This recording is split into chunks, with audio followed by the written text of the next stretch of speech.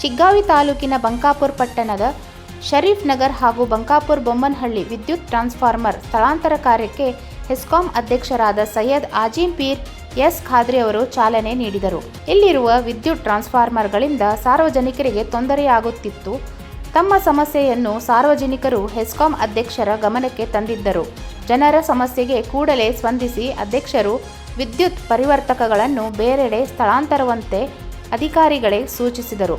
ಅದರಂತೆ ಈ ಕಾರ್ಯಕ್ಕೆ ಚಾಲನೆ ನೀಡಿದ ಸಾರ್ವಜನಿಕರ ಮುಕ್ತ ಸಂಚಾರಕ್ಕೆ ಅವಕಾಶವನ್ನು ಮಾಡಿಕೊಟ್ಟರು. ಈ ಸಂದರ್ಭದಲ್ಲಿ ಮಾಜಿ ಬ್ಲಾಕ್ ಕಾಂಗ್ರೆಸ್ ಅಧ್ಯಕ್ಷ ಎಂಎನ್ ವೆಂಕೋಜಿ, ಬಂಕಾಪುರ ಅಂಜುಮಾನ್ ಅಧ್ಯಕ್ಷ ಮೊಹಮ್ಮದ್ ಹುಸೇನ್ ಖತೀಬ್, ಮಾಜಿ ಪುರಸಭೆ ಅಧ್ಯಕ್ಷರುಗಳಾದ ಎಎಸ್ ಜಮಾದಾರ್, ಮುನ್ನಾ ಗುಲ್ಮಿ, ಅಲಾವುದ್ದೀನ್ ಗುಲ್ಮಿ, ಜಾಫರ್ ಸಾಬ್ ಸೊಲ್ಲಾಪುರ್, ಗೌಸ್ ಸೊಲ್ಲಾಪುರ್, ಅದು ಕುತುಬುದ್ದೀನ್, ಖಾಜಾಮೋದೀನ್ ಬಸರ್ಕಟ್ಟಿ, ಮುನ್ನಾ ಸೊಲ್ಲಾಪುರ್, ಅಣ್ಣಪ್ಪ ನಡಕಟ್ಟಿ, ಅಬ್ದುಲ್ ರಜಾಕ್ ಸೌಣೂರ್, ಮಂಜೂರ್ ಲಾಲಾವನವರ್ ಹಾಗೂ ಹೆಸ್ಕಾಂ ಅಧಿಕಾರಿಗಳು ಸೇರಿದಂತೆ ಹಲವರು ಉಪಸ್ಥಿತರಿದ್ದರು.